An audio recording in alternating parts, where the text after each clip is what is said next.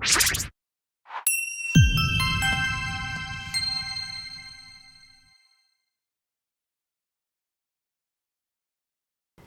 Kuiperian, kita ketemu lagi. Sekarang kita akan membahas tentang peredaran darah pada manusia.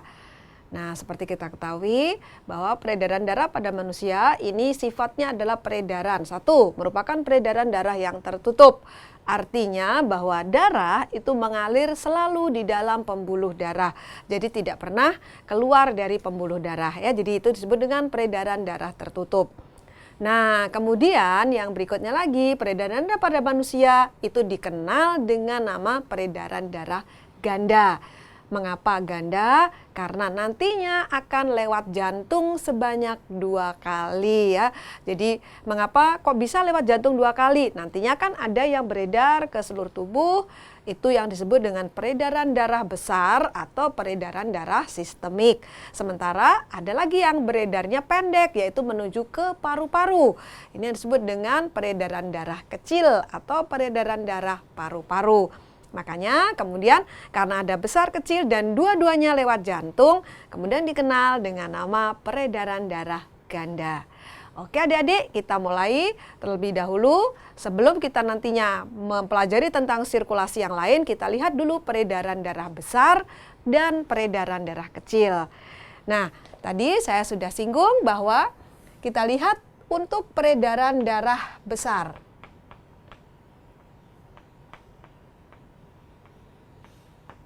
Atau boleh disebut dengan peredaran darah sistemik. Nah, ini nanti akan dimulai dari bilik kiri adik-adik ya. Jadi prosesnya dimulai dari bilik kiri. Bilik kiri berkontraksi, maka darah akan keluar dari bilik kiri melalui aorta. Nah, dari aorta kemudian akan dibawa ke seluruh tubuh. Oke, dari seluruh tubuh, kemudian nanti akan masuk melalui vena cava. Ya, baik vena cava superior maupun vena cava inferior. Ini kemudian masuknya ke jantung adalah ke serambi kanan. Nah, jadi yang membuat peredaran darah ini dikatakan besar karena dia ke seluruh tubuh. Nah, ini nanti yang dibawa adalah darah yang kaya dengan oksigen. Oke adik-adik, jadi bilik kiri, aorta, seluruh tubuh, vena cava, kemudian serambi kanan. Nah, supaya mudah mengingatnya, kita ada cara supernya, solusi Kuiper. Ini dia, super.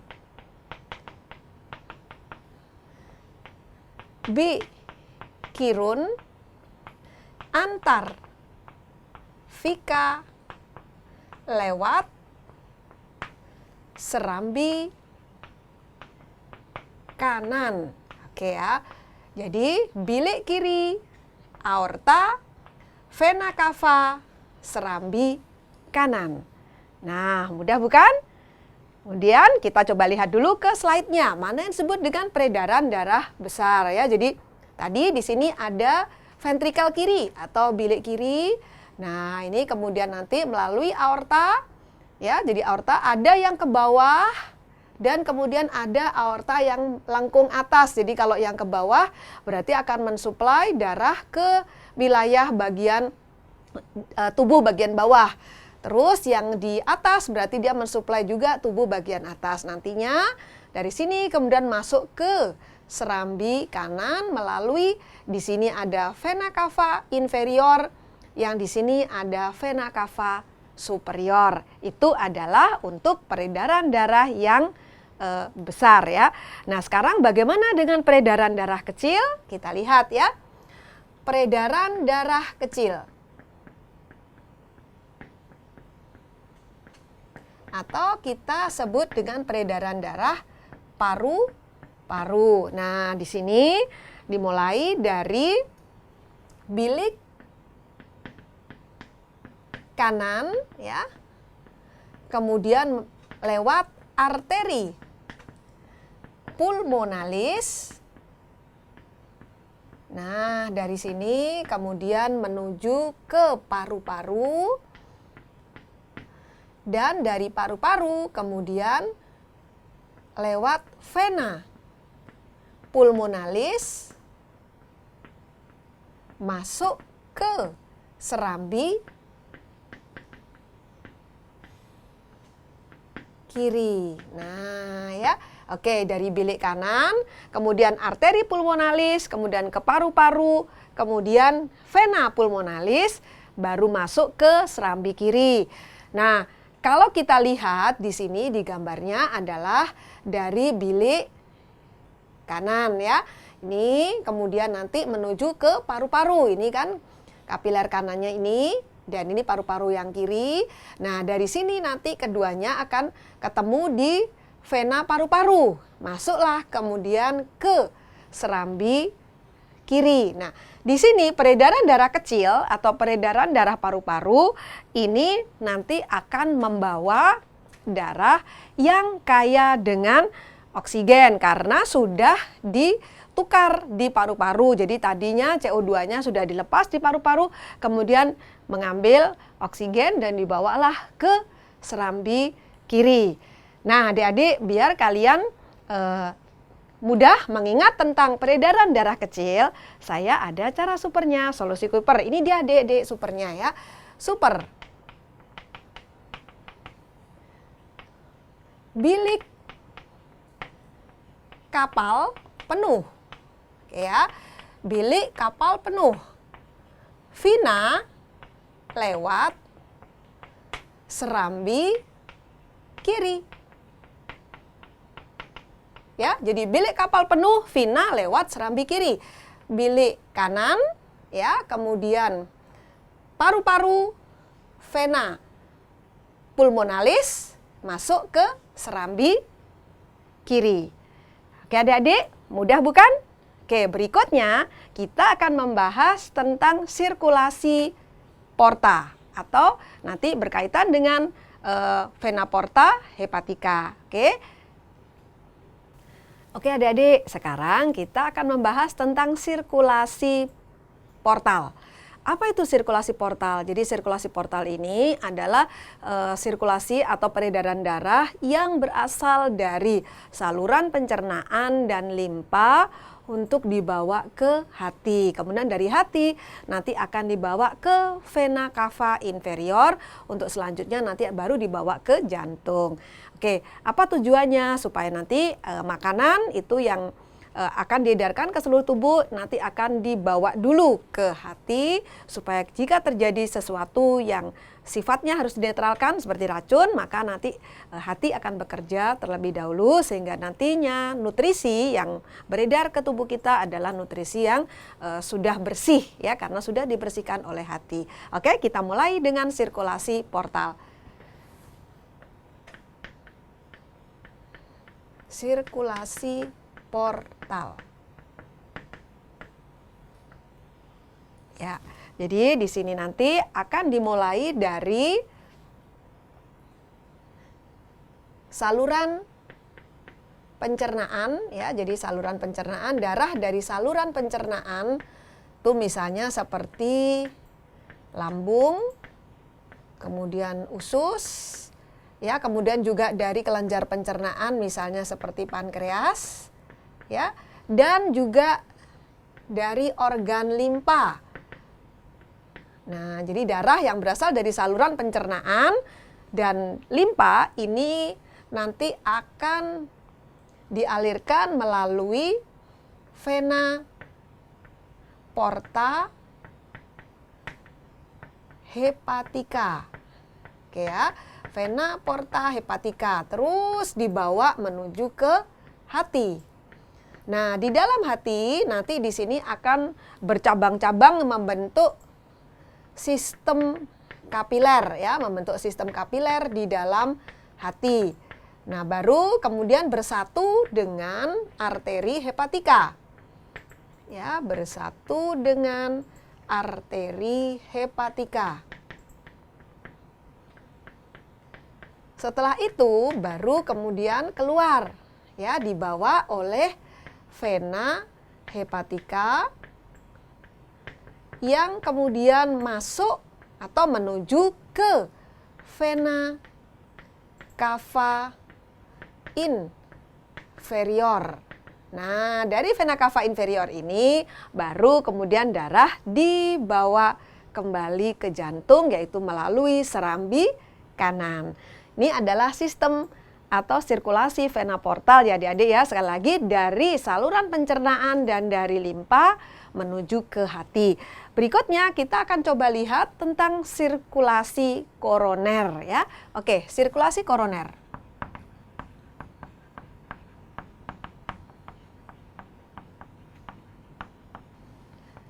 Nah, jantung itu juga membutuhkan oksigen dan nutrisi.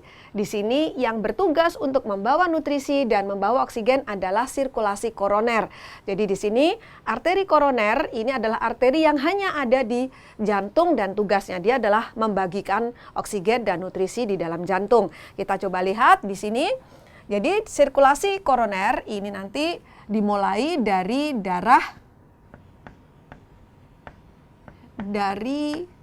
aorta, ya, darah dari aorta ini kemudian masuk bercabang dua aortanya menjadi masuk ke arteri koroner kanan dan arteri koroner kiri. Nah, kemudian masing-masing arteri ini akan bercabang-cabang ya. Masing-masing akan bercabang-cabang mengelilingi jantung ya. Di mana nanti arteri yang koroner kanan ya, arteri koroner kanan berarti akan memberikan nutrisi dan O2 untuk jantung bagian kanan. Oke ya, untuk jantung bagian kanan. Sementara dan arteri koroner kiri dan cabang-cabangnya ya, arteri koroner yang kiri. Nah, ini memberi nutrisi ya, memberi nutrisi dan oksigen untuk jantung bagian kiri ya, jantung bagian kiri. Ya, jadi dimulai dari aorta, nanti aorta meninggalkan jantung kemudian bercabang menjadi dua arteri koroner, yaitu arteri koroner kanan dan arteri koroner kiri. Koroner kanan tugasnya adalah membagikan O2 dan nutrisi ke jantung bagian kanan. Yang kiri itu akan juga membagikan jantung bagian kiri. Nanti masing-masing arteri ini akan bercabang-cabang sampai kecil dan mengelilingi jantung. Jadi memang arteri ini hanya ada pada jantung karena tugasnya memang untuk memberi makan dan oksigen bagi jantung. Oke adik-adik, berikutnya saya akan membahas tentang sirkulasi pada fetus atau pada janin. Nah adik-adik, sekarang kita akan membahas tentang denyut nadi. Nah denyut nadi ini bisa diukur dan denyut nadi ini bisa menggambarkan bagaimana sebenarnya denyut jantung kita. Kira-kira kita biasanya mengukur atau mengetahui denyut nadi dari mana ya? Nah, salah satunya adalah dari pergelangan tangan. Kemudian bisa juga dari daerah leher ya. Itu bisa dengan dipegang, maka kita bisa mengetahui denyut nadi kita. Oke, nah denyut nadi seseorang ini ternyata dipengaruhi oleh beberapa faktor adik-adik. Apa saja faktor-faktor tersebut? Kita lihat yuk. Faktor-faktor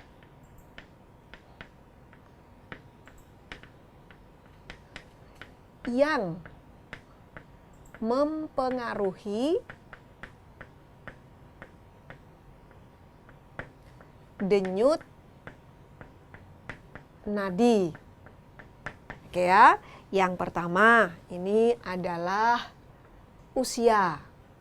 Oke ya, adik-adik, bahwa usia ini semakin tua, maka denyut nadi akan semakin turun. Ya, jadi semakin tua, semakin turun.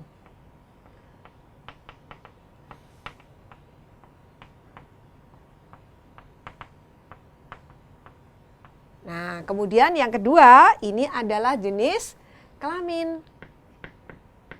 Jenis kelamin. Nah, di sini ternyata bahwa denyut nadi pada perempuan itu lebih tinggi daripada laki-laki ya. Jadi pada perempuan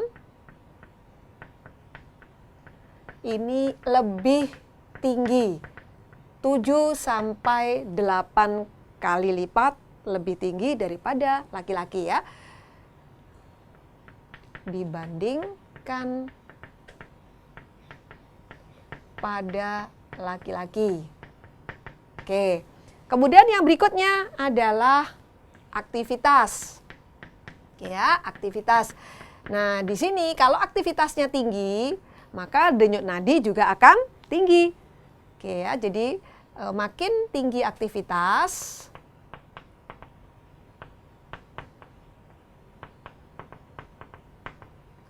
denyut nadi makin tinggi.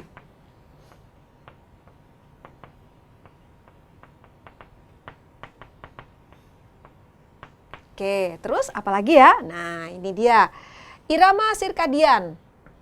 Jadi irama sirkadian ini adalah proses-proses di dalam tubuh yang berlangsung selama 24 jam.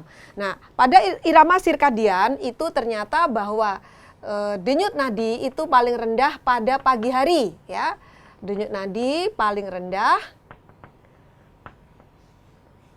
ini pada pagi hari. Nah, sementara pada siang atau sore hari nanti akan makin meningkat. Lalu faktor berikutnya ini adalah suhu tubuh. Oke ya, suhu tubuh. Jadi jika suhu tubuh ini naik ya, naik 1 derajat, maka denyut nadi akan naik 15 kali. Jadi artinya kita bisa membayangkan pada orang yang demam, itu berarti dia akan memiliki denyut nadi yang lebih cepat daripada orang yang sehat. Ini adik-adik ya, jadi jika suhu tubuh naik, nah maka denyut nadi akan ikut naik.